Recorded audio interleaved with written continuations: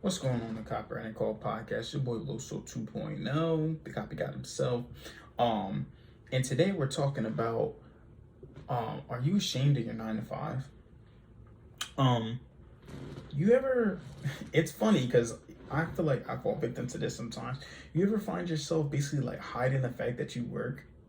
Like, like you're just asking people, obviously you don't want to be no bum and stuff like that, but like even when I'm just, my friends and stuff like that, like yeah, I do own my own business and stuff, but sometimes it's like I find myself like just talking about my business and almost being ashamed that I have a job though. Like it's really weird feeling like, because I feel like I should be a business, especially now in the realm of like entrepreneurship. Like everybody just feels like they should be a millionaire right now doing their business full time and stuff. And that's just not how the world works, unfortunately. And that's why I love Dan Locke's approach to this, because it's so realistic, right?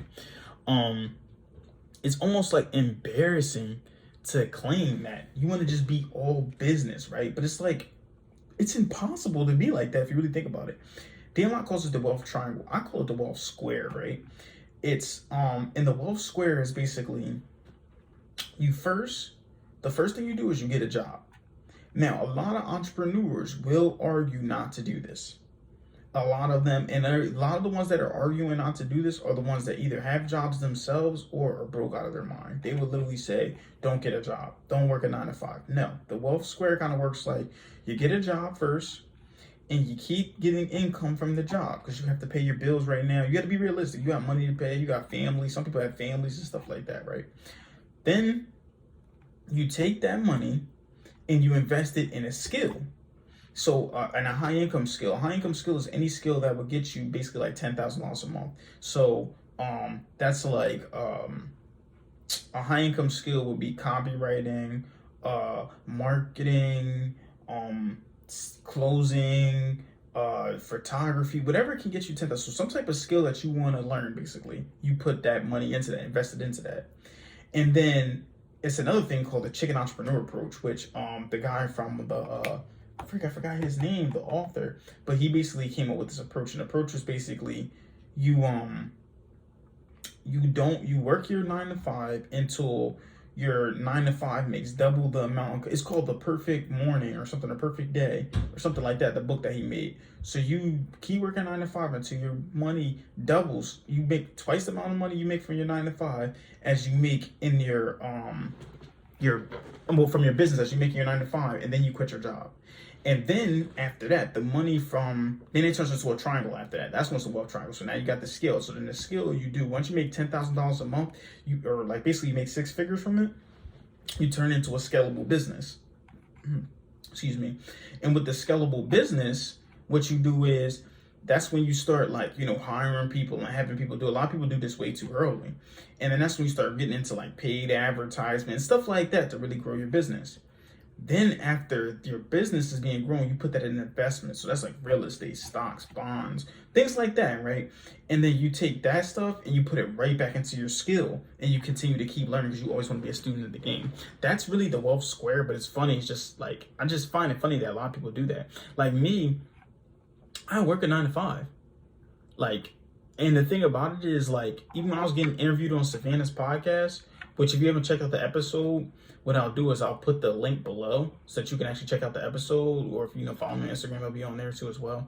But yeah, on the podcast, she was talking about that, like, what do you credit your success to? And I was just like, yo, listen, the thing about it is this: I work a 9 to 5, and I mean, and I don't be, and like, even though I used to be ashamed of it, I'm not really ashamed of it, because it's like a lot of people don't even have no jobs, no money coming in. People are homeless, but I'm working 9 to 5 where I'm about to be promoted, I'm working to be promoted, and I'll be making 6 figures.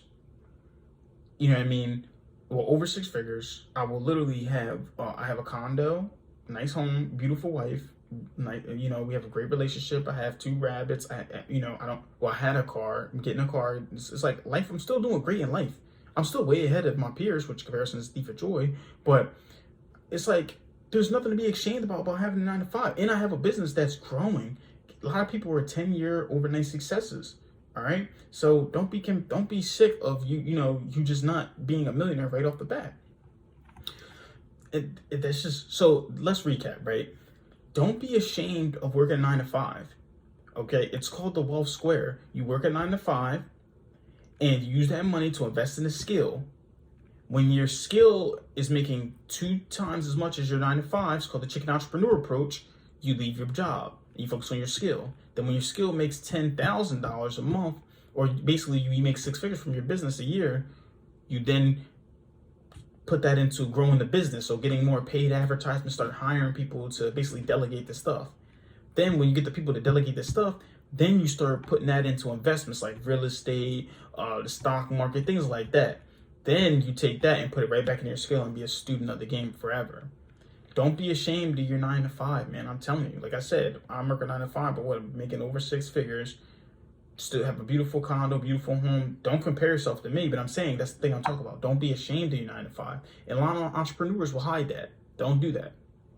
And especially with social media, I feel like a lot of times people would just post they're always on a trip, they're always traveling and stuff. You don't know what they're going through at home. You don't. My fault, I had to fix my ear. But like, there's people that's posting this 9 to 5 stuff, right? But at the same time, they're posting 9 to 5 stuff. I mean, not 9 to 5, the vacation things. But at the same time, you catch them, you know them at home. They living in, a motel or motelly or something like that. You know what I mean? Like, and I'm saying there's nothing wrong with living, because I've lived in there before. You know what I mean? I've lived in motels before, been homes before, stuff like that. So I'm not comparing, I'm not, putting that down though. But that's what I'm saying though. Like, these people are spending all their money. They're showing that, they're showing off that, oh, everything's just so great. Everything's so happy. I got my own business, what I'm doing. But then you come home, you see them working at Pizza Hut. Like, but there's nothing wrong with that. It's just the fact that people like to hide that fact. I'm saying there's nothing wrong with working at 9 to 5. That's what I'm trying to tell you guys. And a lot of times, like I said, people will hide those type of things. And that like I said, well, the easiest way to put it is just gratitude, right? Just be grateful that you have these things, and be grateful that you have some type of money coming in. Be grateful of these things, because if you're not, you can lose them. And when you're grateful, studies show when you're grateful for things, you're more likely to achieve your goals. When you're grateful for the things you have. And it reminds me of what my mentor Tink said before. He said you have to know where you came from to know where you're going. That's just it. You have to know where you came from to know where you're going. So you can't know where you're going unless you know where you came from. So you have to be grateful. You have to sit back and think about the things you came from, where you came from, and be humble. Have the humility for the place that you started, so that way you can see the growth. And it's like, wow, that's why every month I spend that time just basically breaking down my goals, like in my podcast, breaking down my goals, my achievements for July and stuff like that. I always spend time doing that, because then it's like, oh, you know what? I did all of this stuff. I was able to achieve my goals and everything. And it's just amazing after that. It's really a great feeling. It's an amazing feeling to see how much you've grown over the past, year or so, or the past month. See, and then even the past, so every day I even write, oh, what did I achieve today? And then you look at it daily, then you look at it weekly, then monthly. And then that's why in a year, by the time a year passes by, comparison's a thief of joy, yes, but you'll see that you'll start achieving, you'll be 360% better. The only thing you should be comparing is your last year to your this year, or your yesterday to your today. Compare yourself. It's about you are in battle with yourself. You're not in battle with anybody else. All right, remember that. And like I said, when you start to do that, next thing you know, you'll notice your 1 year looks like people's 3 to 5 years. I remember 1 year I got a car, got married, got a crib, all that stuff, got promoted, started a business, all that stuff in 1 year. Then boom, this year so far, what? I got promoted again, possible another promotion. I lost a car, but I can get a new car. Me and wife are doing great. You know what I mean? Getting better with my money. Freaking business is growing. I'm growing. My reach is growing. Got a close client that's off a strong relationship build. It's like all this stuff it's all these amazing things are happening just from me showing gratitude and of course, trying to be better than yesterday. So yeah, that's really all I have for you guys. If you guys have not checked out that episode, like I said, I'm gonna put the link below. I want you guys to check out that episode. I want you guys to like, subscribe, share this channel as well. But I also want you guys to check out that episode for Savannah. and basically breaking down my story and stuff like that. Because like I said, she interviewed me just off of being on my email list. And if you're not on my email list, you can obviously subscribe. It's nothing. Just reach out to me or whatever. But yeah, if you haven't checked the episode, check it out. And then, like I said, I want you guys to keep killing the day, and just remember, you pray for marketing like this. Copy, got out.